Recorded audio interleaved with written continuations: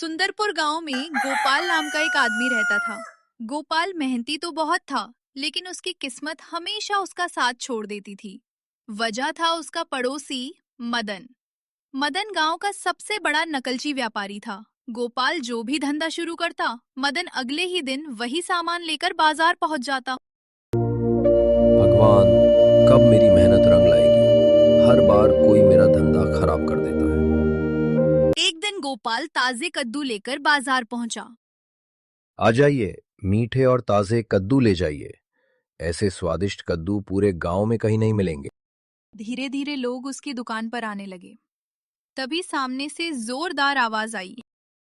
रुकिए रुकिए, उधर क्यों जा रहे हैं? यहाँ उससे भी बड़े और सस्ते कद्दू मिलेंगे। देखते ही देखते सारे ग्राहक मदन की दुकान पर चले गए। गोपाल उदास होकर घर लौट आया। भाग्यवान, ये मदन हर बार मेरी नकल करके मेरा नुकसान कर देता है। आप चिंता मत करो, कल कोई दूसरा व्यापार शुरू करिए।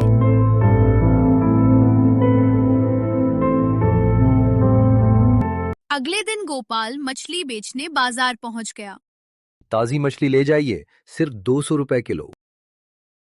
लोग तेजी से मछली खरीदने लगे, लेकिन तभी अरे यहाँ आइए, मैं वही मछली 150 रुपए किलो बेच रहा हूँ।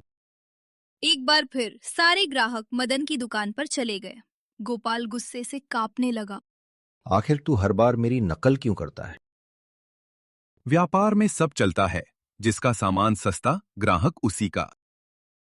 गोपाल दुखी होकर घर लौट आया। सुनिए, अगर आप चाहो तो मैं मदन को ऐसा सबक सिखा सकती हूँ जो वो जिंदगी भर याद रखेगा। गोपाल, सच? जल्दी बताओ। बस जैसा मैं कहती हूँ वैसा करते जाइए। अगले दिन से गोपाल बाजार जाना बंद कर देता है। उसने अपने घर की छत पर ऊंची ऊंची दीवार बनवानी शुरू कर दी। पूरा गांव हैरान था। लगता है गोपाल कोई बड़ा धंधा शुरू करने वाला है।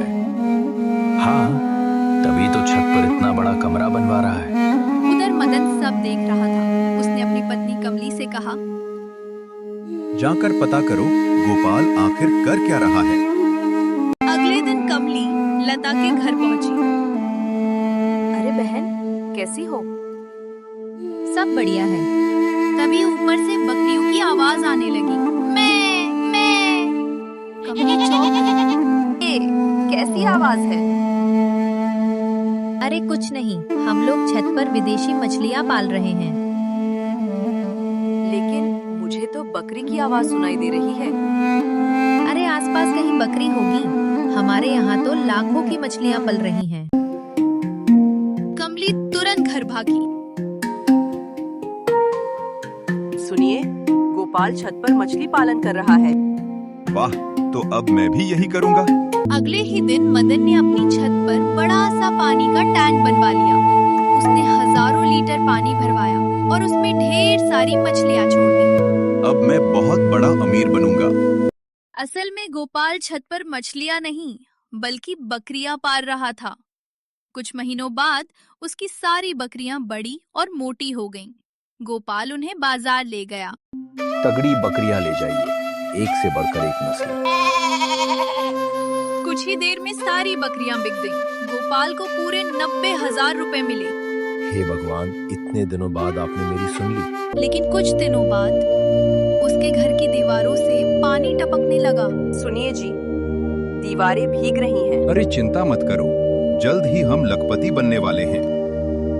उसी रात मदन की छत टूट गई।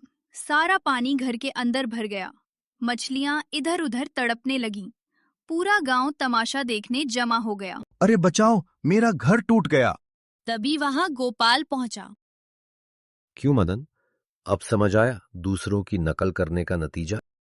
मुझे माफ कर दो भाई, मैं लालच में अंधा हो गया था।